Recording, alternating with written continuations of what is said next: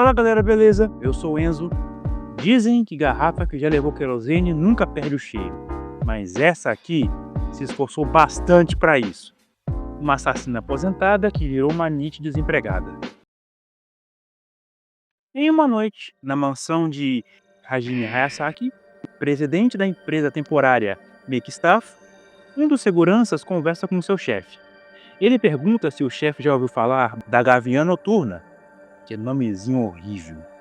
O chefe fica confuso e pergunta se ele quis dizer anfitriã noturna e diz que eles não estão nesse ramo. O segurança fala que está se referindo à recrutadora profissional do Vasco que eliminou toda a família Tachibana. É que dizem que ela está na cidade. O chefe diz que isso é só uma lenda urbana e que profissionais não devem se assustar com boatos. Em seguida, ele se comunica com toda a equipe e manda todos voltarem aos seus postos. Mas ele não tem resposta. Ele pergunta o que houve. Mais uma vez, ninguém responde. Porque todos foram finalizados pela tal lenda urbana. Lenda essa que surge bem atrás dele e o finaliza com um golpe rápido. Na manhã seguinte, Hajime Hayasaki foi encontrado capotado em sua mansão, em circunstâncias misteriosas, junto com seus 39 seguranças. A mulher fez a limpa. Esse incidente, posteriormente, ficou conhecido como a última caçada. Porém, ele foi abafado para não causar alvoroço, aparecendo só por alguns minutos no Jornal da Manhã.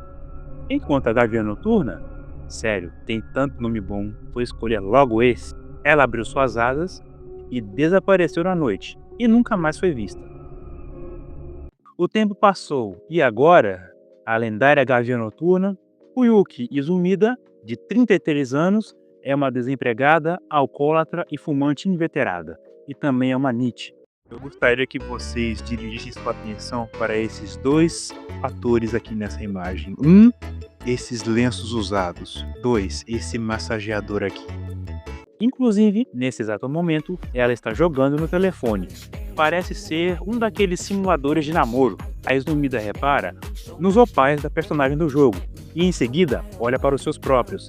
Ela dá uma apertada e sorri maliciosamente. Tá apertado. Nesse momento, outra pessoa chega, a chamando de Yotaka.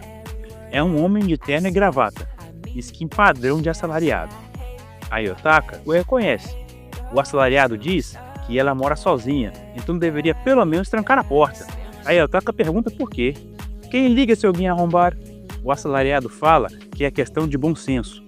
A Yotaka fala que ele está sempre por ali.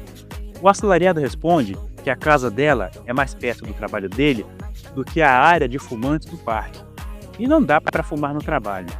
Ademais, ele não pode deixar uma ex-recrutadora do Vasco, socialmente inepta, apodrecer no quarto para sempre. Esse último comentário ofende a Yotaka, que diz que ele deveria ter cuidado com o tom, pois ela é mais velha do que ele, então ele não deve subestimá-la. O assalariado pontua que é meio difícil não subestimá-la, dadas as circunstâncias. A Yotaka o chama de pirralho metido. O assalariado fala que já fazem 8 anos desde a última caçada.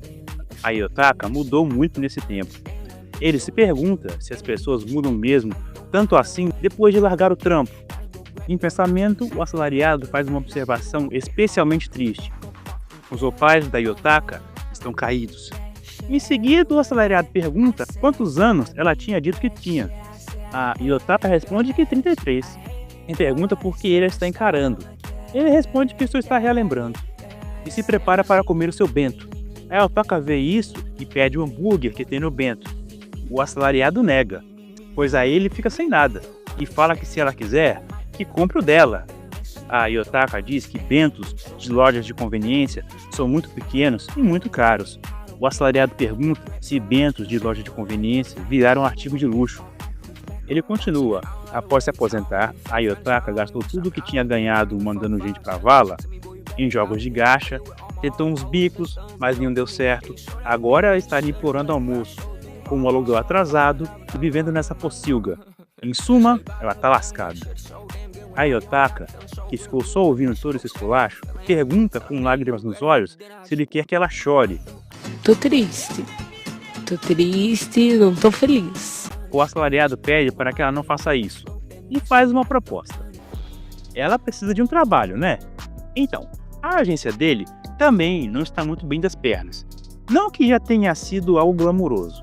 Agências temporárias rivais estão surgindo por toda parte e roubando os trabalhos deles. A chefia também quer muito que a Gavião Noturna volte. Seria o retorno da lenda.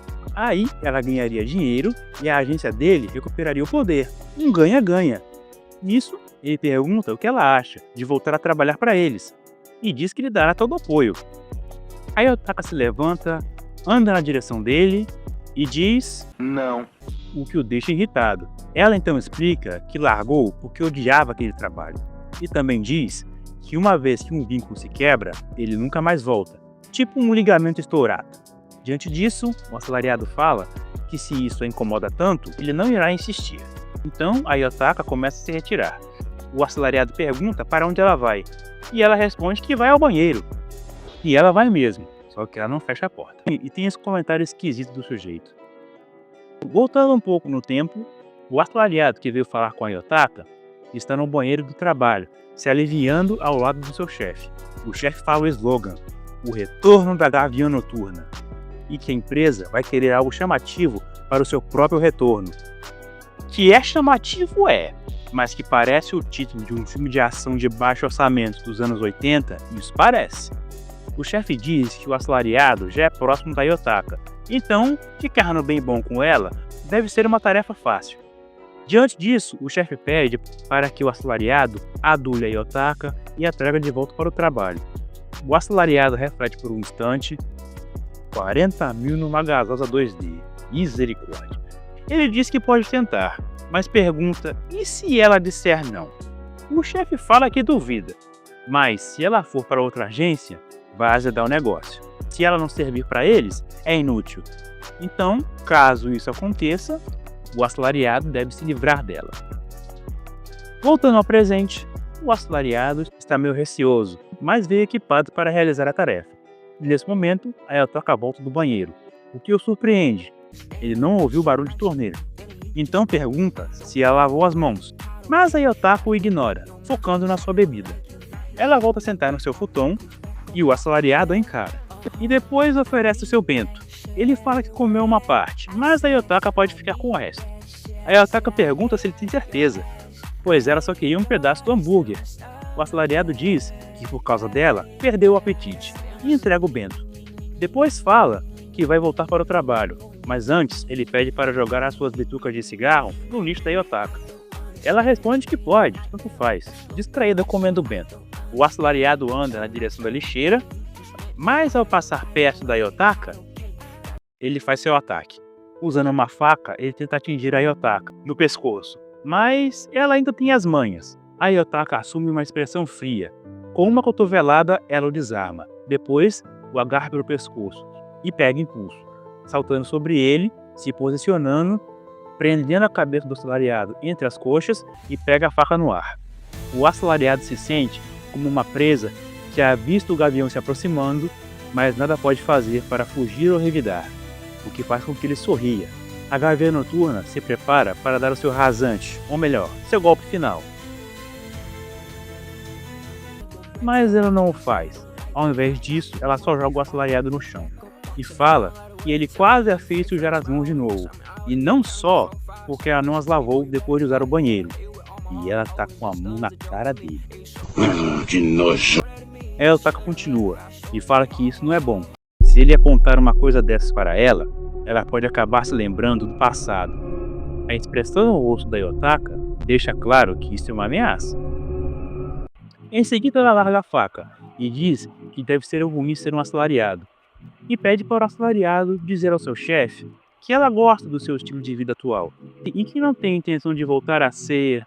A Otaka não termina a frase, pois ao olhar para a direita, viu que essa agitação toda acabou derramando a sua bebida, o que a deixa desesperada. Ela pega a lata e fala que era a sua última, e agora derramou tudo no futon. Um desperdício.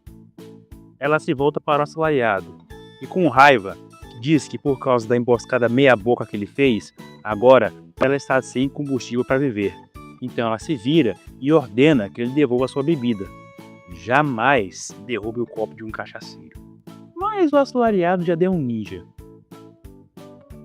Na rua, ele fala em pensamento que a Yotaka tem engordado recentemente e reflete que o retorno da lenda talvez não ocorra. Voltando ao quarto da Yotaka, ela está tentando chupar a bebida que ficou no futon. Nesse momento, alguém toca a campainha. Ela atende a porta com raiva, pensando que é o assalariado e dizendo que tem muita cara de pau de voltar ali. Mas é o proprietário do imóvel. Ele dá boa tarde para a Yotaka e pergunta se ela tem um minuto. Dentro do apartamento, o proprietário diz que não gosta de ficar cobrando os inquilinos assim. Ele pergunta quando ela pagará o aluguel. Já fazem 3 meses. Pague o aluguel! Sem graça, a Yotaka pede desculpas. O proprietário continua. Ele fala que entende que é difícil morar sozinha sendo uma mulher, mas tudo tem limites. Ele aponta que o apartamento está imundo. A Yotaka murmura um pedido de desculpas. O proprietário continua. Ele fala que a água foi cortada e pergunta como ela consegue viver assim. A Yotaka pede desculpas. O proprietário pergunta se ela não sente vergonha. A Yotaka nem tem mais forças para pedir desculpas, mas o esculacho ainda não acabou. O proprietário diz que a Yotaka já tem 33 anos, então ela deveria se recompor. E pergunta se já não está na hora dela pensar em casamento. Calma aí, cara! O proprietário fala que a Yotaka havia dito que estava em um período de recarga, mas a verdade é que ela está desempregada. Acabou com a mulher. A Yotaka começa a chorar, e o proprietário diz que chorar não vai ajudar, assim até parece que ele é o vilão da história. O proprietário fala que não faz caridade, ele também tem contas a pagar. Ele se vira para pegar algo e a Yotaka seca as lágrimas. O proprietário mostra o documento para a Yotaka. É um aviso de despejo. E fala que por mais que lhe doa dizer isso, se ela não pagar os 13 meses de aluguel atrasado dentro de um mês, ela será despejada.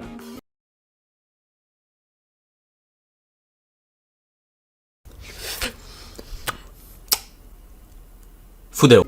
A Yotaka demora um tempo para processar o ocorrido. O proprietário se prepara para sair e diz que ela deve ler o aviso de despejo e que as paredes estão manchadas, então ela não terá o seu depósito de volta. Nisso ele vai embora. A Yotaka ainda está em choque. Ela olha para a pilha de boletos no chão e depois confere o saldo de sua conta bancária, o qual é 211 ienes. Segundo o telefone, é 2025, então a última caçada ocorreu em 2017. Bom, a situação é realmente calamitosa. Em outro lugar, mais especificamente em uma loja de conveniência, o assalariado está comprando algumas coisas. Ele pega uma bebida da mesma marca daquela que a Yotaka derrubou no futon e fala em pensamento que essa bebida é bem forte e se pergunta se a Yotaka bebe assim sempre. Nisso ele se lembra do ataque da Yotaka e a aura que ela emitia naquela hora e pensa que parece que ela já está... Mas ele não conclui o pensamento, pois algo chama sua atenção. A Yotaka se espremendo contra a vitrine da loja. Isso o deixa bem surpreso. Ela entra na loja, ofegante e sem fôlego, e fala que finalmente achou ele. A Yotaka recupera um pouco o fôlego e, se prostrando no chão, pede que o assalariado lhe dê um emprego.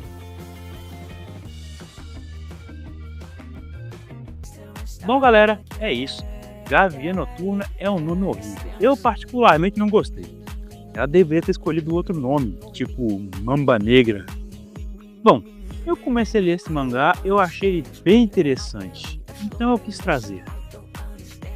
Deem like se gostaram, comentem e se inscrevam. Muito obrigado pelo seu tempo e tchau.